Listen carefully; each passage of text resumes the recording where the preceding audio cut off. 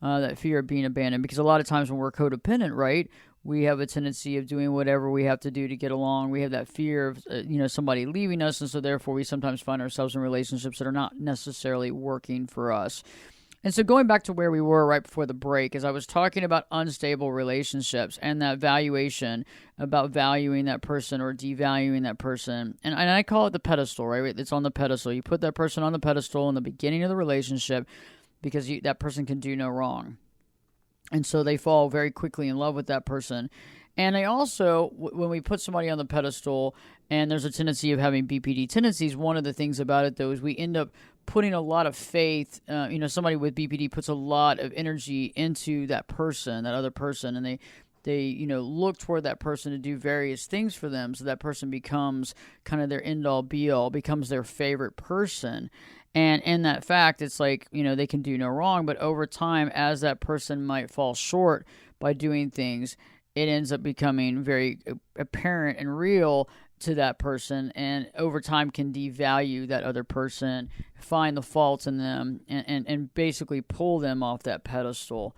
And that's something to really think about as well. So if you're in a relationship right now where you feel like you were being treated like a king or queen and now not so much, you might want to also analyze if you're trying to get back on the pedestal, because a lot of times when we're in these relationships, subconsciously we like the way it feels when somebody really thinks that we're amazing. We like the way it feels when somebody has put us on that pedestal. And so we're trying to get back there subconsciously and don't even realize it. And in that process, we can begin to lose ourselves. So this is very interesting and things that we want to talk about and discuss, because as we lose ourselves, that's the thing that we have to really think about. And that's how we get sucked into a certain relationship where we begin to lose our identity. We lose what we stand for because we've been given so much to that person. And why is that? Because we feel good about how that person's treating us. We want to get back there. And so if we've fallen from the pedestal, we don't really realize that consciously. We only realize it subconsciously, so we start doing things for that other person as much as we can to get back there. And so in that process, we may agree to things we don't want to agree to. We may negotiate things we don't need to be negotiating. We may let go of all of our boundaries and have no boundaries in the relationship, again, losing more of our identity. There's a lot of different levels to that. So that unstable relationship. So far we talked about the fear of abandonment and unstable relationships. And I want to jump into, and we'll be talking more about this in the next segment as well, is an unclear and shifting self-image. And this is something that's very interesting when it comes to the signs and symptoms of this, is understanding the shifting self-image and understanding how that self-image can be very unstable and how that works. So when I return, I'll be talking more about unclear and shifting self-image, as well as impulsive and self-destructive behavior, because we're going to talk about that too, because we're going to really cover a lot today. And then in another show coming up, I'm going to really dive deep into each one of these so that we really understand it from every side and every angle, because that's what's so important. Is I'm going to bring out one piece, and then we're going to look at it from every side, so we examine it from somebody that's dealing with the BPD to somebody that's living with a person with BPD, and understanding how that impacts us on both sides, and how that impacts how we feel, how that impacts our actions, and how that ultimately impacts the relationship. So stay tuned. Live your true life perspectives with your host, me, Ashley Burgess, will be back in. I'll be back this time in 2 shakes.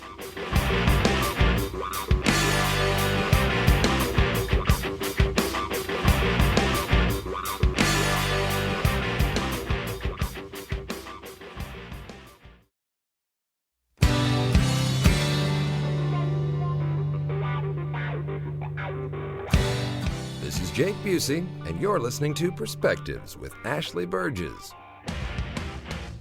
Welcome back live to Live Your True Life Perspectives, and I'm your host, Ashley Burgess. On today's show, I'm identifying the 9 symptoms of BPD, really understanding them, and we're going to get into deeper discussion throughout new shows here in the future with each symptom and really understanding each side of the coin to understand how it affects you if you have it, how it affects you if you're living with it, all these different things, because this can be very helpful in understanding the dynamic, the family dynamic, the marriage dynamic, the friendship dynamic, and understanding what really is going on, because knowledge is power. And right before the break, I was talking about unstable relationships. And, oftentimes when somebody does have, signs and symptoms of BPD, there are those unstable relationships because the relationship does begin intensely, but it ends up, fizzling out because of the pedestal phase and the devaluation and the idolization and how that impacts the relationship from the very beginning, because we're unable to see kind of the gray areas of somebody, realizing that somebody can have really good points about them and can really be a decent person, but at the same time, they can also have other things that aren't really always perfect about them. And so, looking at the concept of splitting with somebody that exhibits these signs, so somebody can, we're not able to see that there's like a middle ground. Instead, we see somebody as always good or, perfect, or somebody that's horrible. We can't see that middle ground. And so that can definitely be problematic. So let's jump into the unclear and shifting self-image. And so I have been talking a little bit about that. And when we're dealing with BPD, the sense of self can be a bit unstable. It can be a bit unstable. So sometimes you may feel good about yourself. Other times you don't. You may even view yourself as a horrible person. You may hate yourself. You may feel yourself as evil. And so you've had a friend or a family member say that about themselves. This could be a telltale sign. It's also really difficult to know what you want in life and who you are. So because of that, there's a tendency of changing jobs, changing friends, family, lovers, religion, whatever you can change. Not necessarily family, but the people you consider family, that type of thing, the things that you want to do in life, even sexual identity. So there's that unclear self-image that is very pertinent when it comes to this. And so, having that unstable self-image also can create fear within oneself, because it's scary to not really know who we are or what we want. And we might try to take on many different versions of that, but, not really find the appropriate version because we're not really seeing ourselves clearly. And in that process, we have this confusion on our self-image.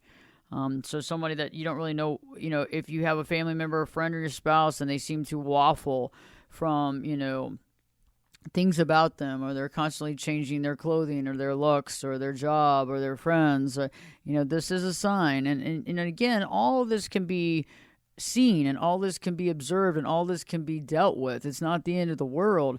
We just need to realize that we're doing it, and we need to realize and understand what's happening. And sometimes if somebody in our family or our spouse is doing this, it could be overwhelming and trigger us to be upset. But if we begin to realize that it's based on this unclear and shifting self-image, maybe we begin to realize, okay, hold on a second.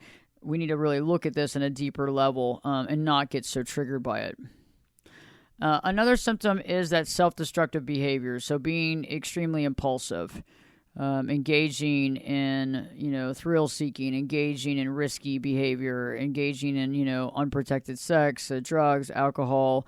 It may make you feel better in the moment, but it turns around and bites you in the butt, right? So it may make you feel better in the moment, but you feel bad about your behavior. You begin to feel shame and guilt about your behavior. So it's a double-edged sword. It might help in the moment, but then turns around and creates havoc in our life. And so if if you find yourself kind of going out and having this self-destructive behavior, this can be an indication. But again, remember, it has to be coupled with multiple symptoms as well, because some of us might just, act out in self-destructive behavior for many ways, and a lot of that is self-sabotaging behavior, right? Self-sabotaging behavior and self-sabotaging ourselves, and that can happen with anybody. It doesn't matter. It can happen with anyone, because many of us are dealing with self-sabotage. Another indication is self-harm. So if somebody has suicidal behavior or is deliberately self-harming themselves, this is a big thing, and it could be something like cutting, even scratching yourself till you bleed with your nails. It can also be having like an eating disorder where you're starving yourself. These can be versions of the self-harm, meaning you really are really wanting to hurt yourself. And because you are so upset, you're so angry, you feel, lesser than, and so there's multiple reasons why. And so this is definite indication as well, coupled with some of these other symptoms and signs. Another that I really want to talk about is the emotional swing. So that unstable emotions, the unstable moods. And what I mean by that is in one moment you may feel extremely happy and joyful, and then the next not. Things that somebody else can deal with maybe easier and less emotionally can put somebody with BPD in a tailspin. And the mood swings are intense. But they can also pass fairly quickly. But remember, they can go back and forth. So if you're living with somebody that might exhibit some of these signs and symptoms, they might be going from hot to cold, cold to hot, black to white, white to black. They could be very happy with you. A good example is, oh my gosh, you are the best husband in the world. You are such a great provider. I wouldn't know what to do without you. You make my life possible. To, I hate your guts. I can't stand you. Are you cheating on me? I know you're cheating with that woman at work. I know it. I can prove it. And that could be said within the same hour.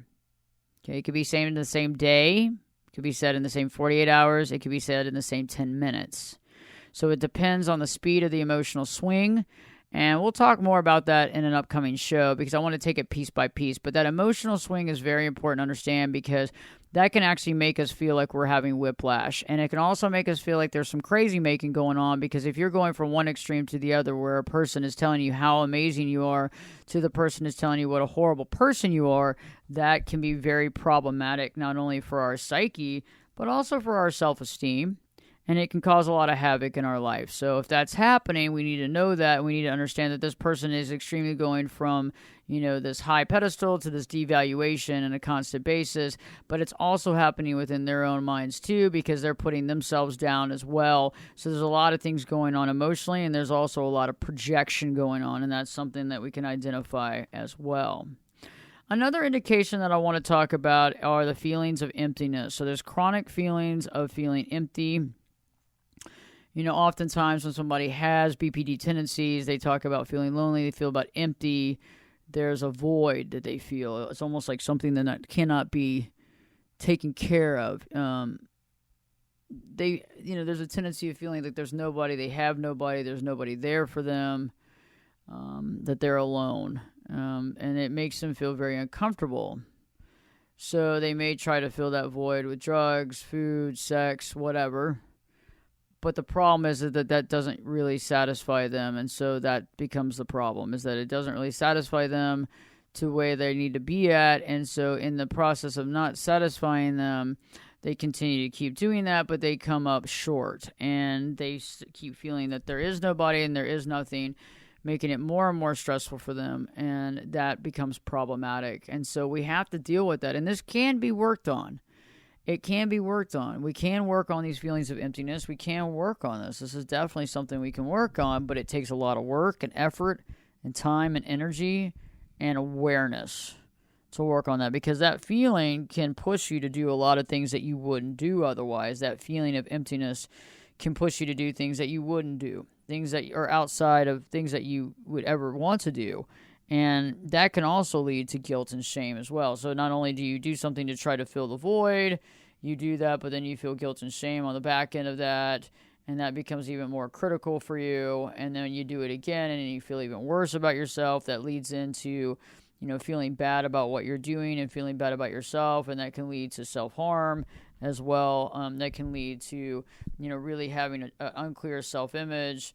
And then also I found too is that the more we try to fill the emptiness, the more the fear of abandonment kind of creeps in again as well. So some of the things that folks are doing to try to fill that void actually creates more emptiness feeling, which kind of it's almost like it's kind of a self-fulfilling prophecy. And it's and I think it's part of the wheelhouse. So it's like, okay, well, this might make me feel better, but it doesn't. And so seeing that.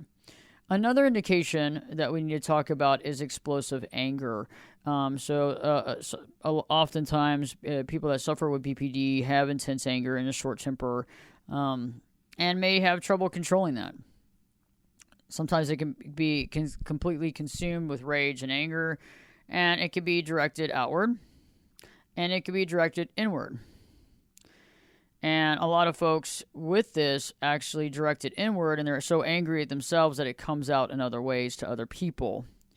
Also, it could be directed the opposite way, where it's directed outward, and how the other person is evil or bad, but also that can be projection as well. So you see how the anger is internal, and the anger can be given to people outside of the person